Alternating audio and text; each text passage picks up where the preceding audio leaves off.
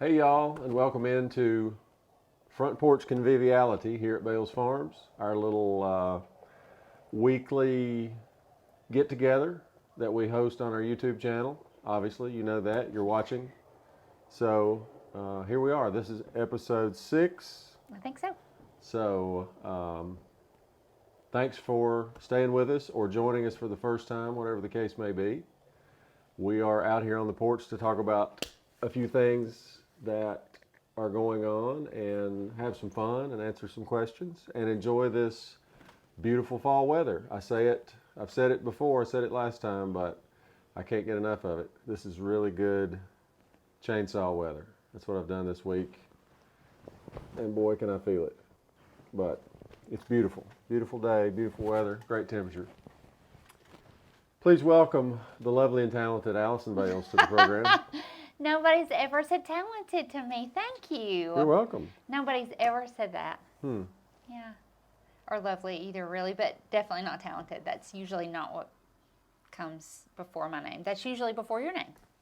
Well, a long time ago in a galaxy far, far away. Yeah. Pre-COVID. Oh, well. And we need to talk about, it's been a long time since I've had any applause. Do you want me to start applauding you? Yeah, maybe around, I don't know, 9:30, 9:45 at night, if you and Marshall would just stand up and applaud for a few minutes. We sure will. Okay. We will do that. Great. Yeah. Great. What are you drinking today? I am enjoying a La Paloma. What about you?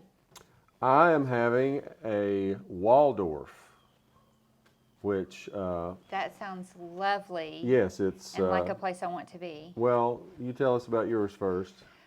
Well, mine is kind of a craft-made kind of margarita. It's kind of a margarita for grown-ups, I think.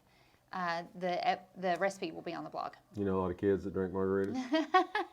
No, but when you're 21 and in college, everybody gets a frozen margarita. I get you. Yeah, I get you. Yes. Okay.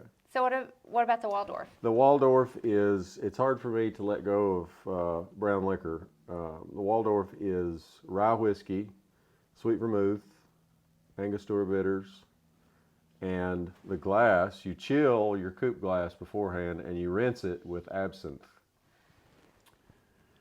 Absinthe makes the heart grow fonder. That's right. And the recipe will be on the blog. Yeah. So cheers. Yeah, cheers. Here's to another Happy Friday. week. We made it through another week. The weekend is here. We can take off. Yeah. You mean your son can? He's gone and left us. Marshall has left us and gone to the grandparents. And we have besides his normal chores, I think we've told you last week, we've got a brooder full of almost 300 baby chicks that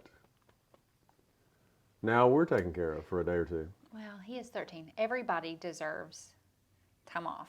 When you work a day job, you get 2 weeks paid vacation a year. Yeah, but as most farmers out there know, it's not like a day job. I'm going to go back to work when we finish this. But we love it. We're thankful for it. We thank you, our supporters and our customers and our friends that are going along with us on this. Speaking of which, we have beef. We do have beef. We picked up a lot of beef from the processor this week. In the pouring down rain. In the pouring down rain. But it's fine. Didn't hurt the beef any. No, it just hurt the boxes. Lesson learned. Don't use cardboard in the pouring down rain. Ooh. Goodness. That was not very nice. That wasn't. That was one of those murder wasps. Was it really? No. No, you'd be dead if it was. It didn't sting me. No. Anyway, back. Because I've got cat-like reflexes. Is that what that is? Back to the beef. I almost died. But you didn't.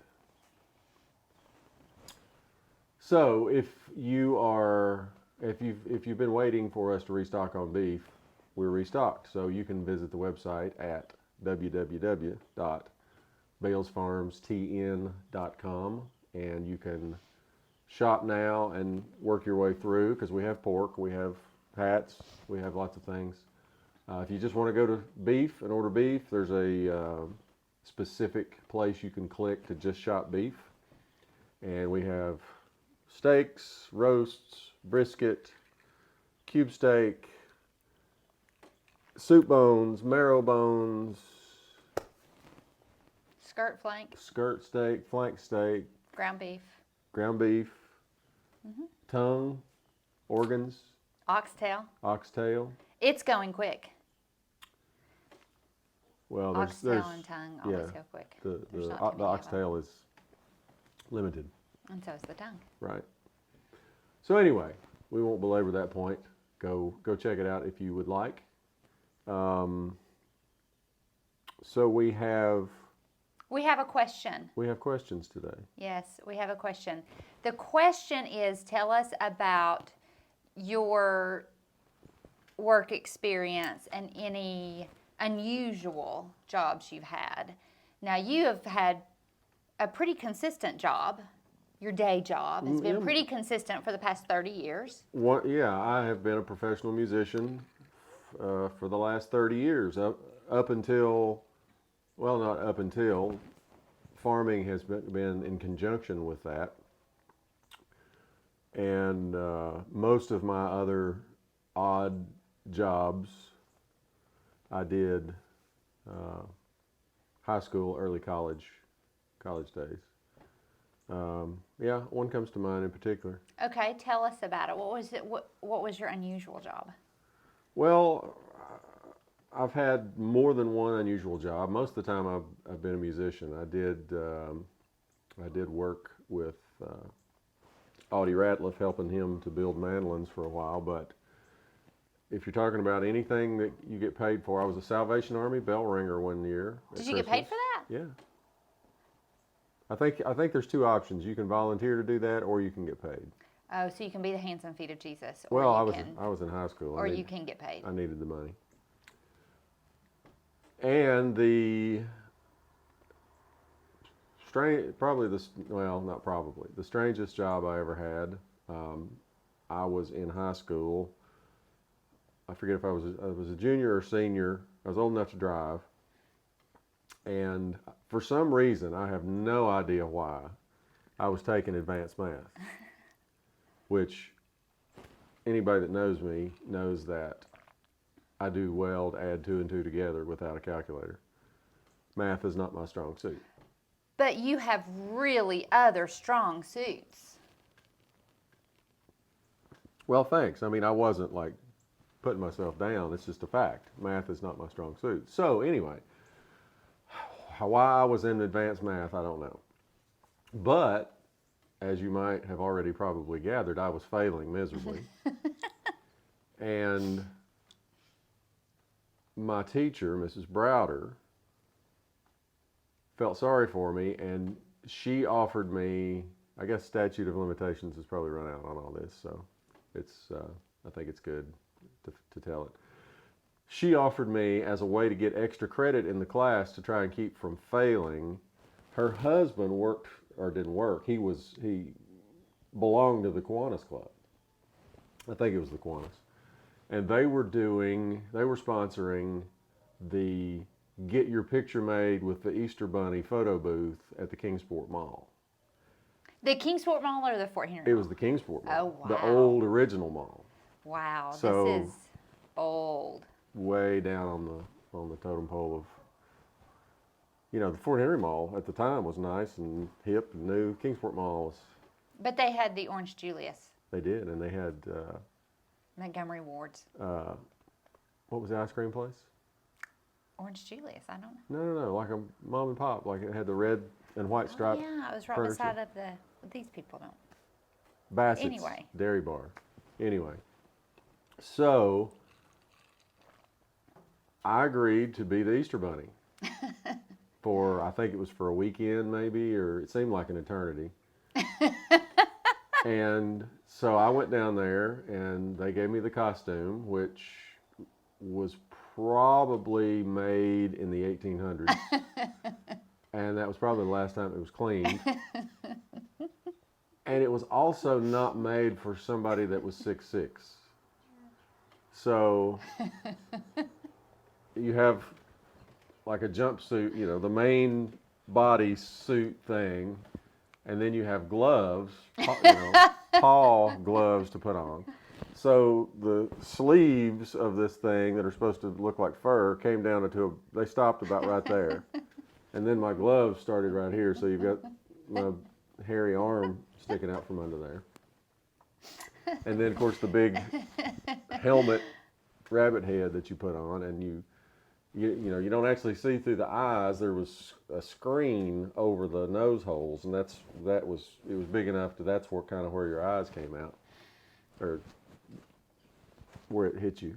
So I agreed to do this, and for any of you that have seen The Christmas Story, it was a lot like when the kids go see Santa. Were you not very nice? I started out okay, but after so many screaming, snot-nosed kids, I didn't go out with a bang. I'll put it that way. Did you pass the class? I don't remember. I remember I got paid. I think I did get the extra credit, and I think I passed. But that was Well, maybe Mrs. Browder can shed some light. Yeah. If she's watching. Yeah, that was probably my strangest. Thankfully it wasn't a long-term job, but that was something I did that I got paid for. So. When I was in high school, I was Astro the dog. Did you know that? I was Astro the dog. I'm not sure, but like from the Jetsons? Yes! And I had on the suit, and I had the big, and when I would do this, like I didn't even touch my ears. Did you do this for pay, or was just a hobby of yours? Yes. No. I did it we did a Christmas show, and I was Astro the dog. And do you know that? Was the Jetsons, was it that popular? I don't know, it was for Eastman. Okay. And our parents worked at Eastman Chemical Company growing up, and when we were growing Eastman up. Kodak at the time. And they always did a great, fantastic Christmas show / present giveaway to all the families. I remember the presents. I don't remember the shows. I don't think we went to the shows. You were probably at a bar drinking when I was in high school, being Astro the dog. And as a kid, I remember going and getting the presents. I know. I think you got a Texas Instruments calculator one year because you were in my sister's group. Huh. Yeah. And but when I was Astro the dog, I had this little kid come up and give me a little thing that they wrote on. It was a little it was a little gum wrapper, and it says, "I love you, Astro." ASTROUOO, ASTROO. And I still have that. Wow. It was so sweet. And you were the bunny. See, this is the difference between us. It absolutely is, yeah. Yes. I think I actually sort of, under my breath, would growl at the kids sometimes. That is terrible. You did? Well, the ones that were little twerps. I would go up and hug the little kids. Well, that's the difference in you and me. That's why I didn't make a career out of that. So, any other interesting jobs that you had? Well, I was a construction worker during college. That was I had the regular jobs in college that most regular people have. Like I worked in a restaurant, and I was a tutor for visually impaired students at UTC, go Mocs. And then I was a dance teacher. But yeah, probably the weirdest one for me was construction worker. Did you excel at it? No. Did you actually work? Yes, I worked very hard. Okay. I can't believe you would ask that of me. Yes. Well, I just know how some of those summer jobs are. But I will say that if you smoked, you could take a break anytime you wanted. And if you did not smoke, no breaks. And so about the second or third week, some of the people who worked there full time, they said, just take this cigarette and put it in your hard hat. And we had to carry this little book around with us. That was our safety book. And you had to keep that in your hard hat. And so I put that cigarette down in that safety book, and I put that in my hard hat. And then every time everybody went to take a smoke break, I just went with them, and I just held that cigarette up. And I never lit it the whole summer. Wow. I just fake smoked that cigarette. So you were padding the payroll. You were getting undeserved breaks. Listen, it is not fair to non-smokers True. that we have to work anyway when smokers are taking a break. That's true. Yeah. So, Yeah. yeah. But I did run a jackhammer, things like that. Yeah, took down walls and stuff. I may have to rethink how little I get you to help around here. That is not very nice. Well, I mean, I don't ever ask you to help me because I don't want you to like break a nail or something. But if you've done that, then you got more It was a experience than I long do. time ago. You just want to see me in my hard hat and my steel-toed boots. Yeah, that's it. Any other questions? Do we have any interesting questions you remember? Well, that was the main one, was about our jobs. I think some people wanted to know about you specifically. I mean, I'm pretty boring because I'm a physical therapist and now stay home. So I think people mostly were wanting to know about you. Like, were you ever in a show where you had to play behind, like chicken wire? And they threw things at you? No, I've never played behind chicken wire, but I've played a few places that should have had chicken wire. Where were these places? Well, one of them was in, I don't know. Can you say? I don't know if I should say or not.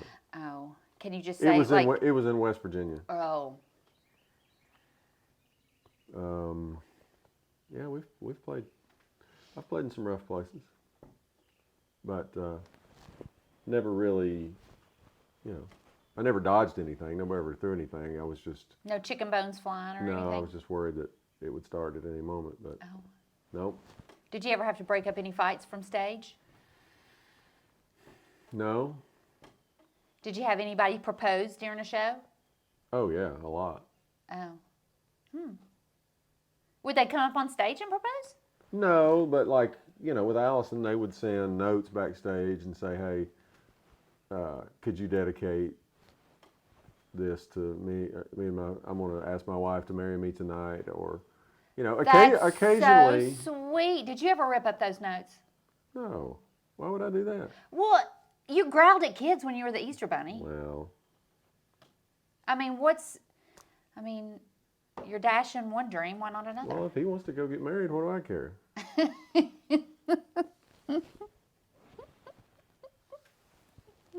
Oh, that's terrible. So you all dedicated songs to people. Yeah. Yeah, I think there's been a few times when it was feasible, Allison would have them like bring the house lights up, and the guy would stand up and do it. It was. Did you ever have anybody propose and then the person say no? I think we've had a few that we weren't sure about. Because that's some pressure right there. That's, you better be sure. I would say, which I've never proposed to anybody, but I would say a word of wisdom would be make sure that the answer would be yes. Because as they said on Seinfeld, that's a big matzo ball hanging out there, Oh, yeah. You got to make sure. You got to know. That would be terrible. So, when you weren't sure, was the girl like... I don't remember. Not jumping for joy? I honestly don't remember. It seems like playing shows seems like 15 years ago. A different lifetime. Yeah. Mm-hmm.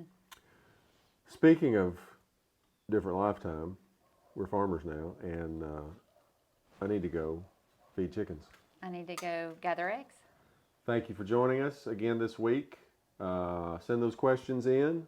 You can email us, balesfarmstn porch@gmail.com, or you can post them on the comments section of these videos on media. YouTube. Or social media? Sure. Instagram, Facebook? Right. Carrier pigeon. Text me, call me. One of those planes like at the beach that tells the message behind it. So anyway, thanks. Have a great weekend. Go Vols.